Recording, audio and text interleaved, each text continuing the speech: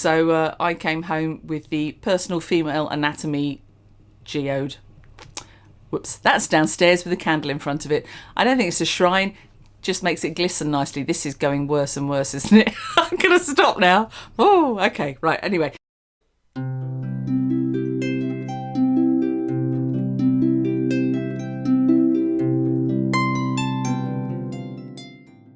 Hello, and welcome to Grumpy Old Crone with me, Annie. I'll be spending the next half an hour or so whinging about things in witchcraft and magic and paganism that don't matter very much. Okay? Right. I generally do this in 3 sections. My first section is going to be the importance of creativity during the winter. The second one is going to be my meat and 2 potatoes, which is going to be a huge grump about altars, because I really need to grump about altars.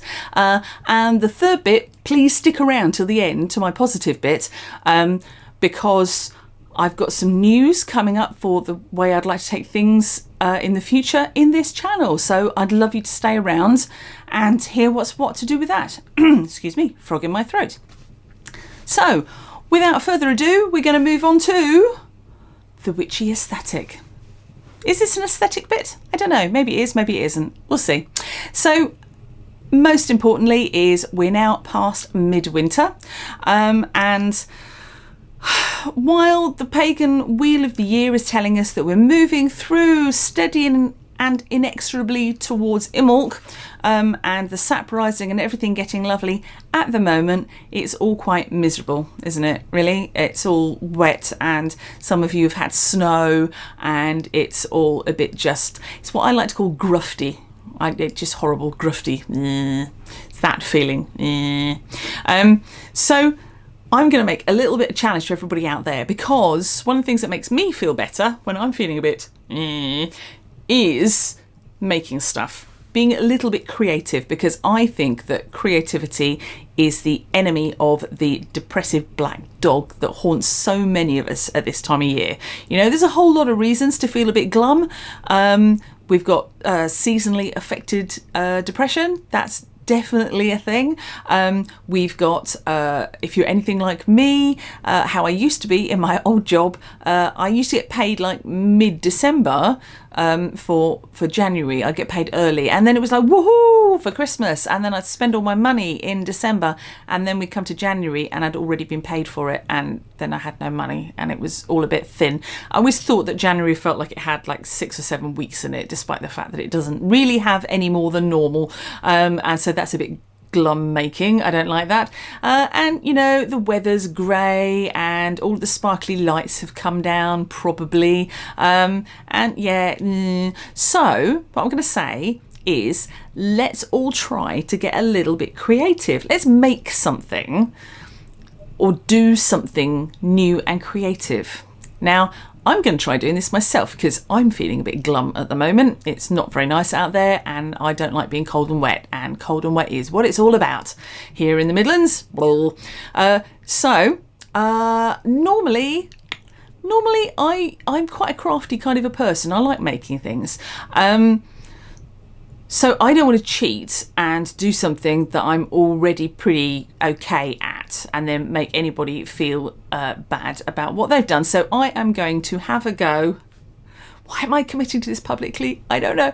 I am going to have a go at some drawing.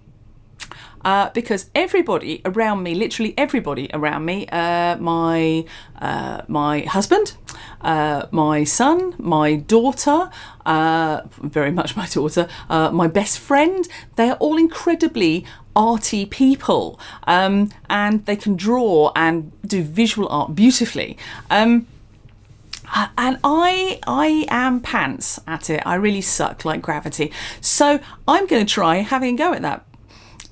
And then I'm going to try and share it with you, and we can all have a good laugh. Or you can point and laugh, that works as well. But I'm also going to ask you to do the same thing.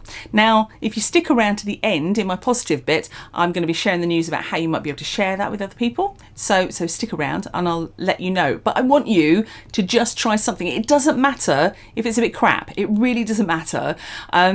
the important thing is we're just having a go at something and then finding a way to share it with other people. That's the thing that's hopefully going to try and kind of lift us out of things. If you can do something that's a little bit creative, that ties in with your personal aesthetic and your witchcraft aesthetic, if you have one.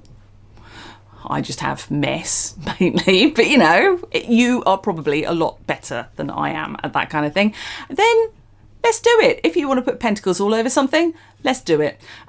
Let's just, you know, let's have a really good time and do something a bit creative and a bit uplifting.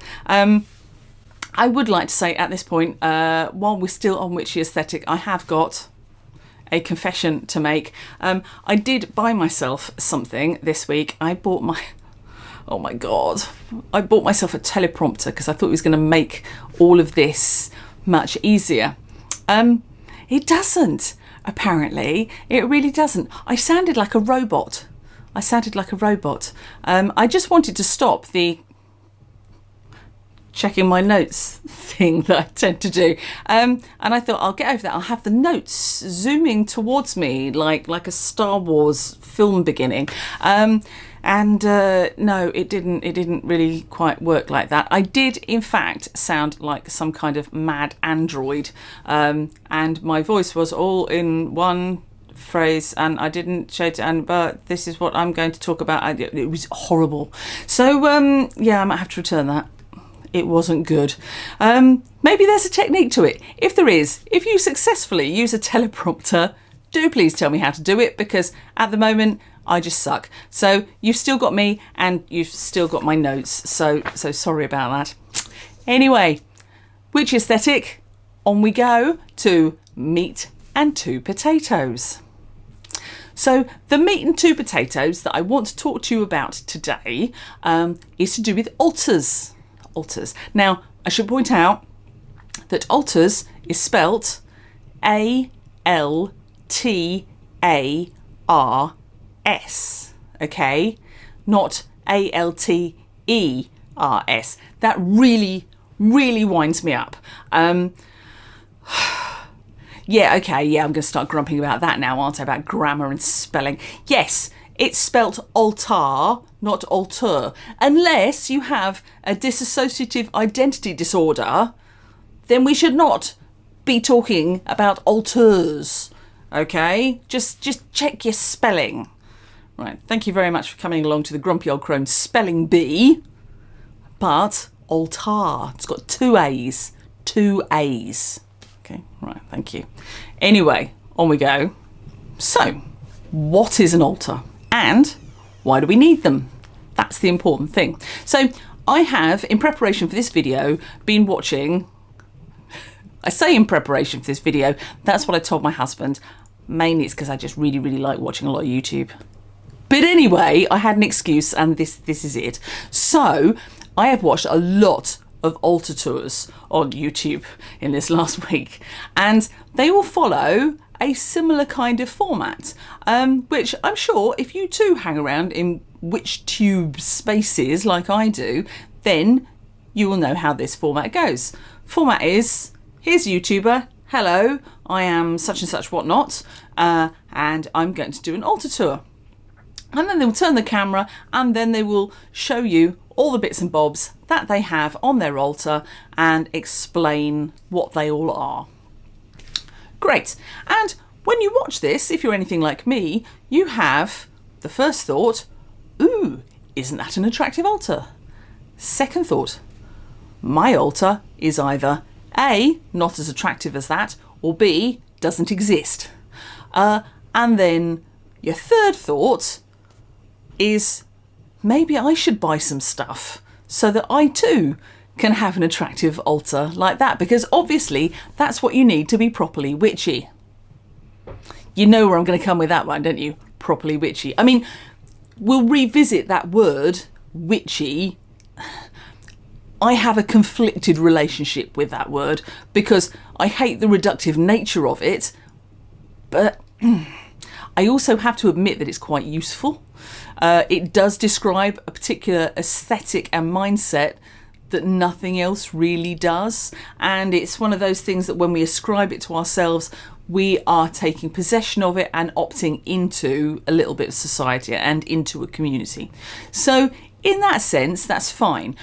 Where I don't like it is the concept that if you don't have the kind of aesthetic that fits that word, so, you know, hot topic flowy dresses with big sleeves and bat necklaces and you know what I mean, don't you?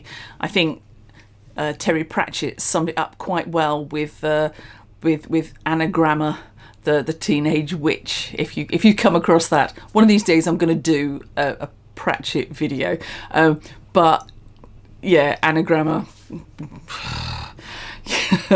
So he summed it up quite well. You've got to have that particular little aesthetic, and the thing I hate is that not everybody does have that aesthetic, and it has no meaning to a lot of people, but that doesn't make them any less of a practitioner or a witch or whatever label you're choosing to opt into as part of this community. It doesn't make you any less than anyone else who might have bought everything that came out in Hot Topic last spring. You know, I mean, look at me. I was going to say you don't have to look at me, but you do, because I'm on YouTube. I'm in front of you. Sorry about that. But, you know, I'm in my mid-50s. I'm slightly overweight. I was dieting last year. Went really, really well. Missed potatoes. Oh, well. I'm overweight. I'm over 50. And, you know, my hair dye is growing out. And I like comfy, fluffy jumpers when it's cold. And yeah, I don't really fit that mystical kind of thing, do I? You know, I'm not going to be Mia Magic with her ridiculously large hat. Oh, Mia Magic, don't get me started. Mia Magic, oh my god, she's terrible. Anyway, we're not going into Mia Magic right now, but that's not me, is it? Let's be honest. Okay, if you don't know who Mia Magic is, just don't go looking. Really, save yourself. Anyway, back to altars. So you've had those first, second and third thoughts. I would say that what you should be doing, the first thought is just fine. You know, here's an altar tour. Isn't that an attractive altar? Yes, it is. It's lovely. They've set it up beautifully. Looks really nice. Your second thought, I would argue, your second thought should actually be, and why have they got that altar? I mean, that word why, if you've watched some of my previous stuff, you'll know that that's a really important word to me. Why? Why am I choosing to put this selection of things in this particular space, and for what reason? Is an altar a place for worship? If you're an atheist witch or a Christian witch, maybe not so much. For me, I'm a guyist. So yes, I do some worship at my altar, but the majority of my worship is done when I'm out in contact with the earth. So when I'm walking or when I'm gardening, when I'm out in nature, that's when I tend to do the bulk of my worship. But if I build worship into my spell work, which I do, then yeah, I'll do a bit of that.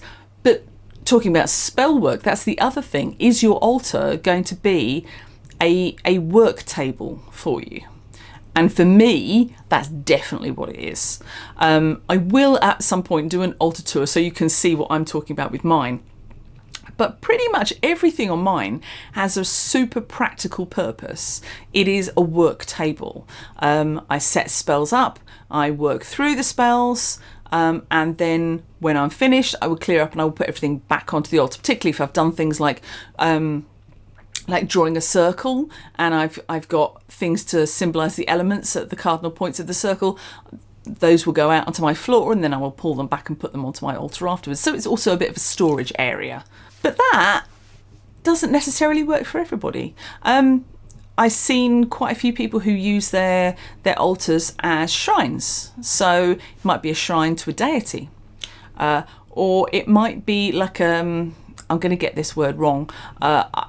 because I'm not Mexican, this is a Mexican tradition, but the ofrenda, the idea of it being an ancestor altar, or an ancestor shrine. So you can put pictures or things that remind you of the dearly departed, the beloved dead, and then you can use that to kind of channel contacting ancestors.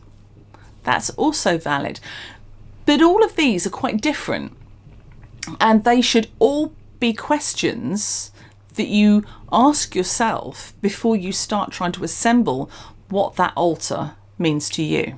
So if you're looking at somebody else's altar and thinking, that's really nice, I'd love one like that just for myself, just take a moment to ask yourself, why? Why have they got those things there? Why have they got a tarot card display? Why have they got 3 separate individual chalices? Why do they have different candle holders for each month of the year? Why are there 17 pewter myth and magic crystal dragon statuettes? And I'm not asking you to ask these questions because I think the answers are going to be stupid and nonsensical. Because I think a lot of people have their altars set up like that because it's personal to them. But what's personal to them isn't personal to you. You might not have some emotional connection with 1980s crystal figurines cast in pewter. Don't come for me. I had tons of the things, tons of them. But anyway, not anymore. I'm not saying that any of this stuff is crap. And I'm not saying that they should be thrown away like a pair of underpants where the elastic has gone. Okay? If it has meaning for you, then it should absolutely be there. And if you look at somebody else's altar tour and you think, I really like what they've done to commemorate their great Aunt Bertha, I could do that to commemorate my great Auntie Frida, then that's great. It has personal meaning to you. You've taken an idea from them and moved it into your own sphere of thinking and worship. And that's super important.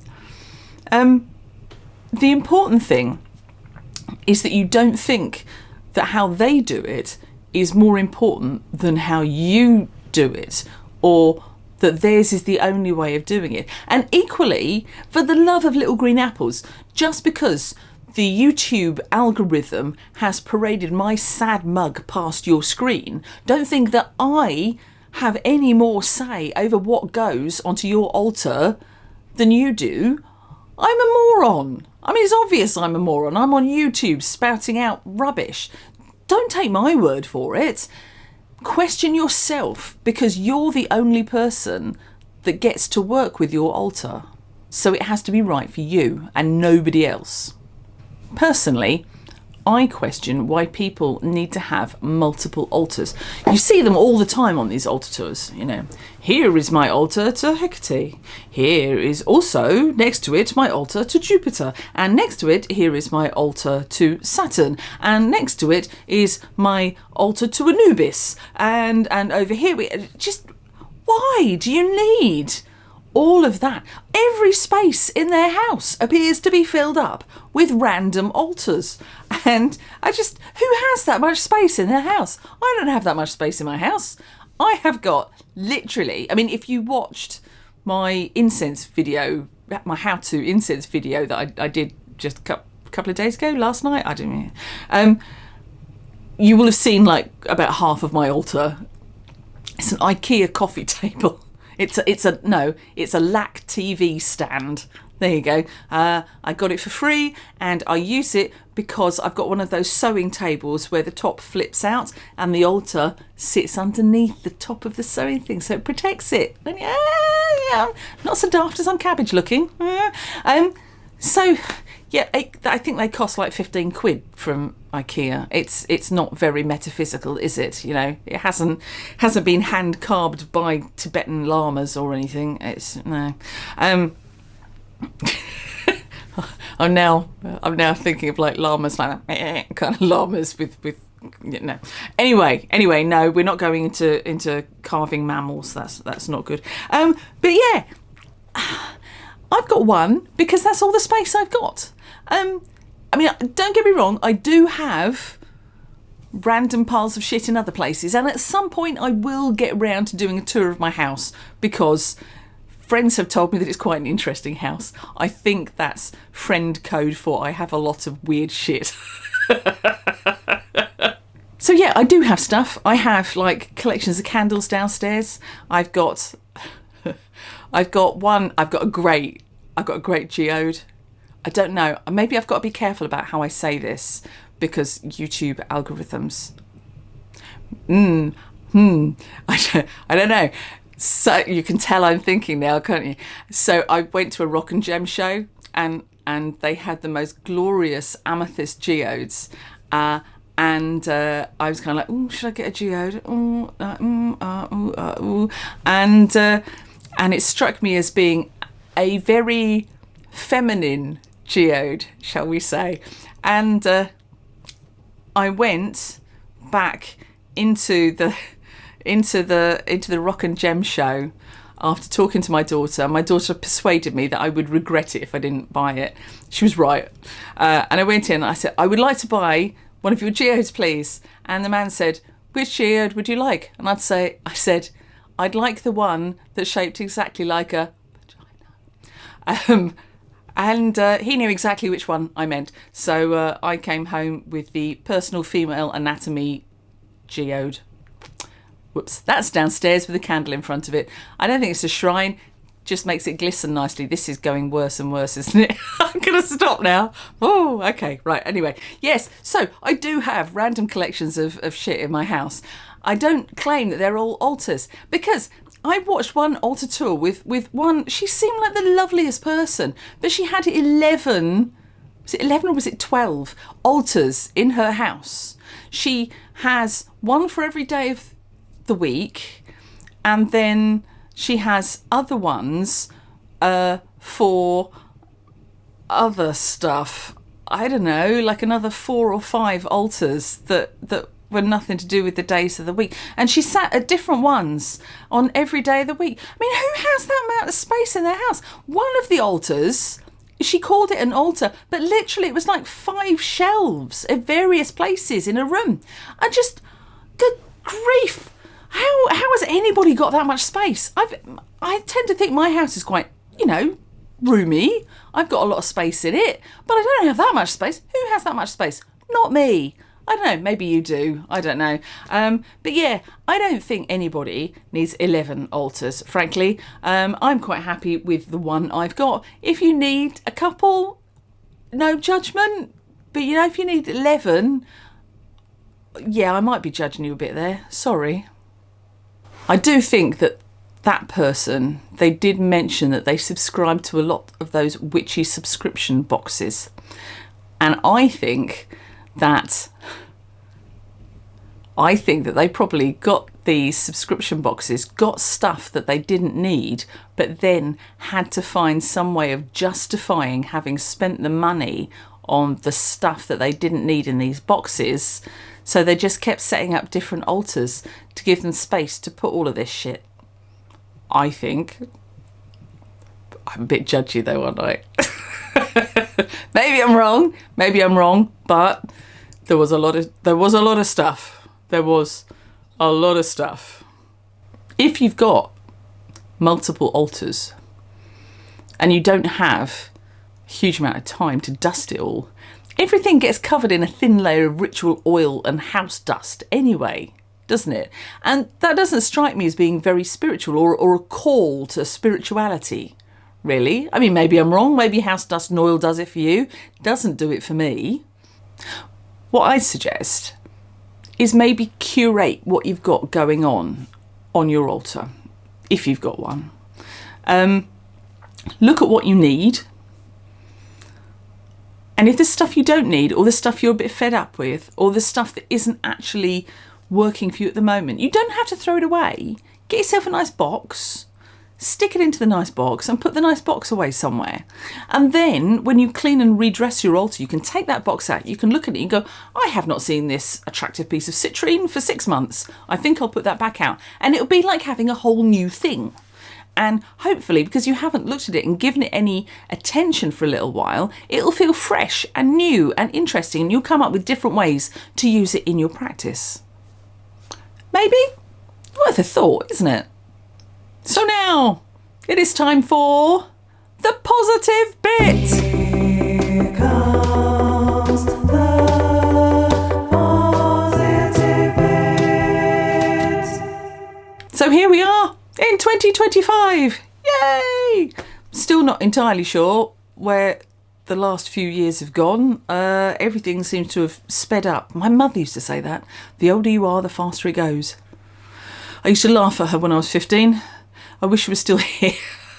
Wish she was still here so that she could laugh at me now, because I think that would be justified, quite frankly. So yeah, it's on we've gone. I'm not a big New Year person.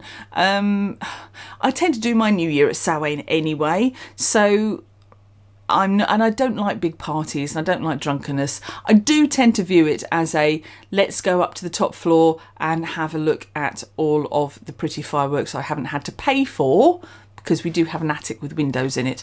So that I do and I quite enjoy, but that's about the extent of it for me and Mr. Grumpy Old Crone, really. But, you know, it is quite difficult to ignore the energy of the time. With that many people all believing in it, then it kind of gets a bit egregore-like, doesn't it? If you don't know what an egregore is, you know, feel free to go and look it up. I'll tell you another time, but mass belief, let's just say, mass belief coalescing.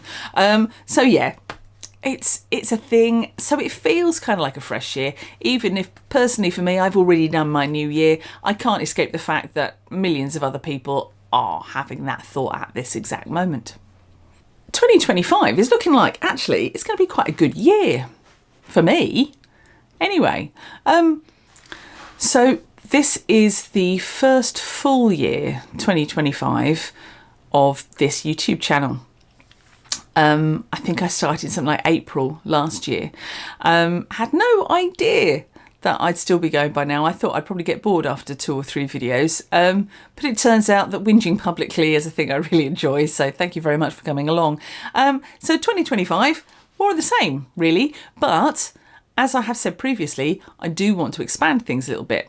I get a little bit frustrated by the fact that it's difficult to keep up with YouTube comments in the way that they show them to you when you're a creator. Things disappear after you've answered them once, so it's difficult to have a meaningful conversation with people. So what I've wanted to do is find a way to create a little bit of a community. So I've spent the midwinter holiday looking at different platforms and different ways to do that. Now, I will say up front, I have set up a Grumpy Old Crone Instagram, and I have set up a Grumpy Old Crone Facebook group as well, which people are very welcome to join. Now, first of all, I'm going to admit that I tend to forget that Instagram exists, and in fact my children occasionally have to telephone me to tell me that they have sent me an Instagram message, which kind of defeats the object of it really, but there we go. So I don't know how up to date I'll be able to keep that one. Facebook is the place that I tend to interact with people the most. However, because I'm there a lot, I'm also aware of the fact that Facebook can devolve into like a 1970s playground fight, and I don't want to have to wade in like the PE teacher shouting break it up while everybody else is going bundle, bundle, which might be a very 1970s English reference, but for those who watch Grange Hill, they will probably be laughing at me. Everybody else is just going so we'll leave that there. But fights break out on Facebook quite a lot, don't they? People, I don't know, it seems to encourage keyboard warriors. So part of me is kind of expecting there might be a little bit of an issue, but we'll deal with that when we get to it. But what I have found is Patreon. Now, during lockdown, I did Patreon for some music stuff, and I had a really good experience with it. it was easy for me as a creator to use, and it was easy for people to interact with. Now, since the lockdown days, Patreon have actually got a bit better, and they now offer as a basic grade for everybody a free membership to a channel. Absolutely free. You don't have to pay for anything. You don't have to give me money. You can just join, and that will mean that we can have conversations there. Now, because it's Patreon and because the conversations are there, I tend to think maybe people will be the trolls will be slightly less likely to come looking and poking. I'm hoping. But equally, it won't cost you anything to engage with that. Now, some super kind people, really so kind, have said, is there a way that they can help me out and, you know, fund a bit more content to be made? And the answer is yes. So I have done some tiers on, not tiers, but kind of like tiers on Patreon, starting at £1. I think I've got £1, £2.50, £5 and £10 for things that you can get involved with if you like, but you don't have to. That's the most important thing. All of the conversational stuff is absolutely going to be free for everybody to join the community and have a chat and what have you. Now, my plan is that when I do things on Patreon, I cross-post over to Facebook at least, ideally in a good world, with a following wind. When I've had a large cup of tea, I will cross-post to both Facebook and Instagram. Who knows, maybe I'll find some kind of widget that helps me do that. I don't know, I'm still on the look for it. But that is the plan. So a few people have already found me on Facebook. Hello! There was somebody called Harley, and there was a shop called The Cunning Grove, and there was somebody else as well, whose name escapes me for now. It will come to me as soon as I turn off the camera, I guarantee. So there's already a little bit of stuff happening over there, so, you know, that's great, like that. I think that's everything for today. So I'm going to let you pop off and get on with your day. Thank you very much for calling in. So please do the whole like, comment, subscribe stuff. And I'll see you next week. Bye.